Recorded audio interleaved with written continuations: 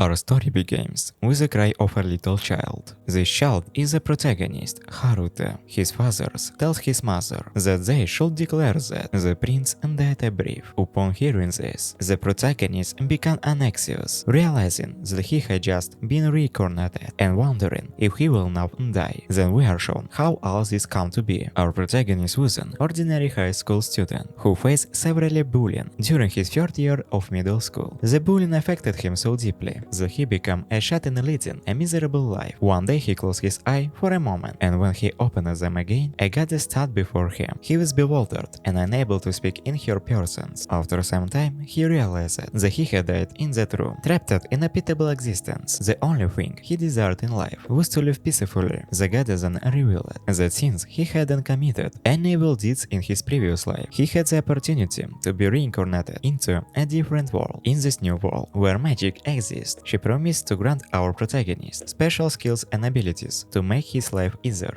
Darkness envelops our protagonist's vision, and amidst the darkness, he sees a glimmer of light at the end of a tunnel. As he emerges into the light, he realizes that he has been reincarnated into this new world. His father, who is the king of the kingdom, points out to his mother the presence of a lion heart, symbol on their child's body confirming that he is undoubtedly their child. His mother, with a blush on her face, affirms that he is indeed their child and assures the king that she could never cheat on him. Upon seeing the king, our protagonist realizes that this beautiful lady and handsome king are his parents, reincarnated as a prince. He hopes that his new life will be peaceful. The king, filled with excitement, orders the court magician to bring the magic measurement device. He eagerly anticipates the results, believing that his child will possess immense magic power, given that he himself is the strongest in the kingdom, having defeated the demon lord and saved the world. He accepts the measurement to reveal a magic power of 13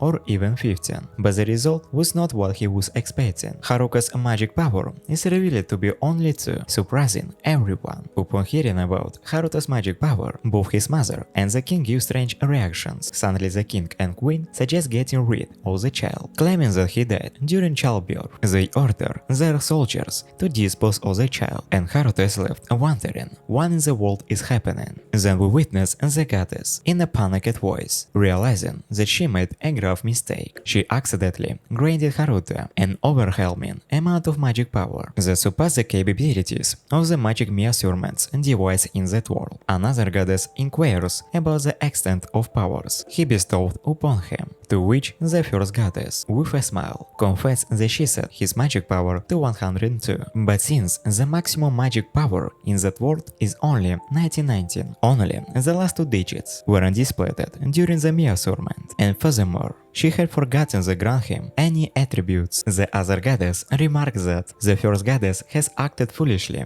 in her action, and the scene shift we find Haruto alone in the midst of the forest. He is annoyed and frustrated since he has been left here all by himself. However, upon realizing that the court magician mentioned his ability to use barrier magic, Haruto decides to give it a try. He concentrates and envisions a cube. After some effort, a holographic-like cube actually materializes before him. Excitement fills Haruto as he realizes that magic is not as difficult as he initially thought. He decides to push his abilities further and enlarges the cube, then changes its shape into that of a bird. He watches in awe as the bird takes flight, fluttering its wings freely. He then creates a barrier around his body, rendering it invincible. He attempted to control the cube and suddenly began to fly, feeling very happy. However, Haruto's happiness is short-lived as a large. The beast suddenly appears from behind and launches an attack on Haruto. Fortunately, due to the protective barrier, the wolf is unable to harm Haruto, who is directly determined to defend himself. Haruto conjures multiple cube barriers and hurls him and the wolf, hoping to weaken or injure it. Unfortunately, the barriers have no effect on the powerful creator. Then he creates numerous barriers around the towering trees in the vicinity, causing the trees to levitate and then hurls them as the wolf. Yet the resilient wolf manages manages to raise back up, making Haruto more panicked at them. With immense strength, Haruto lifts a massive boulder and slowly moves towards the demon wolf, intending to defeat it. Surprisingly, the wolf becomes fearful and starts screaming, begging Haruto not to harm her. To Haruto's astonishment, the wolf can speak and communicates with him. The scene then shifts, revealing the wolf explaining to Haruto that she had intended to devour him in order to replenish her magic. However, she had underestimated Haruto's incredible strong magic power. The wolf now speaking in a more gentle tone. He asks who Haruto is and where he comes from. Haruto attempts to speak, but being a baby, he finds himself unable to form words. In a sudden realization, an idea strikes Haruto. He creates a small cube barrier linked to his mind and projects it onto his throat, connecting his mind and voice with a huge of power. Haruto speaks for the first time, shocking the wolf once more. The wolf expresses confusion, questioning Haruto's identity, as he appears to be a newborn baby. In response, Haruto introduces himself, stating that he is Haruto, the child of the king, who was abandoned and left in the forest due to his seemingly weak magic power. But the wolf disagrees, sensing a tremendous amount of magic power emanating from Haruto far beyond the reincarnation of the demon lord. Shocked the wolf even more, the wolf lay down, exposing her belly until Haruto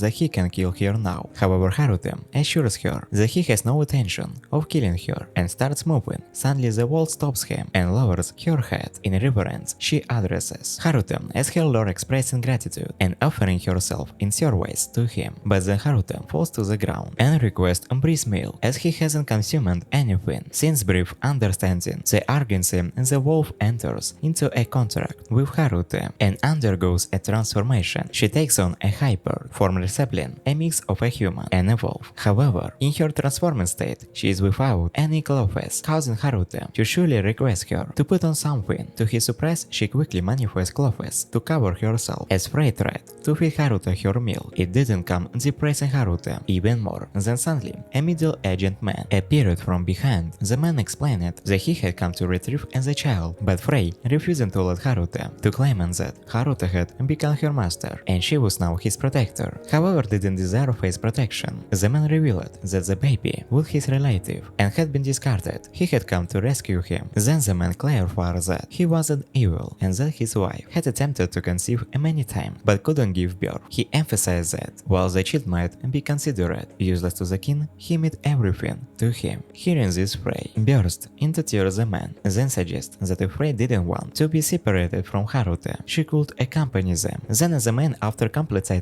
the offer, both Frey and Haruto agreed. 9 years have passed and Haruto is now living a peaceful life, just as he had wished. He sits at the dinner table with his new family, reflecting on how he had contemplated running away from them initially. However, his new mom and dad allow him so much that he can't bring himself to leave. The only challenge he faces is that his sister appears to dislike later on. Haruto engages in a conversation with his mother, expressing his concern about his sister's apparent dislike. His mother reassures him, explaining that his sister is simply she around him because they are of similar. As Haruto prepares to retire to his room, his father calls him to the training ground. Curious, his father asks what Haruto wishes to pursue in the future. Haruto hesitates, but eventually reveals his desires to research ancient, surprises his father, who remarks that this explains why Haruto spends hours in his room. Before he can finish his sentence, his father abruptly stops him and tosses a wooden sword at him. His father challenges him, stating that Haruto can only go to his room if he manages to land and blow on him. Haruto realizes that he has no other choice but to face his father, who is known as Warhammer and is one of the strongest in the kingdom. Haruto strengthens his body with a barrier and charges towards his father with incredible speed. Surprising him, he launches an attack, but his father swiftly dodges, causing Haruto's sword to strike the ground, create a large hole. Witnesses this, his father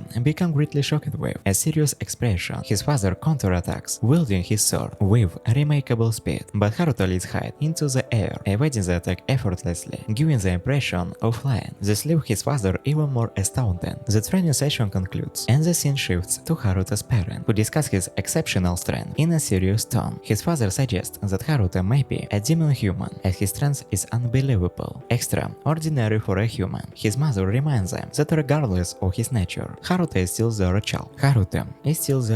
And they will love him unconditionally. His father agrees, and they both reaffirm their love for Haruto, who is a no to them. Haruta's sister overhears their entire conversation.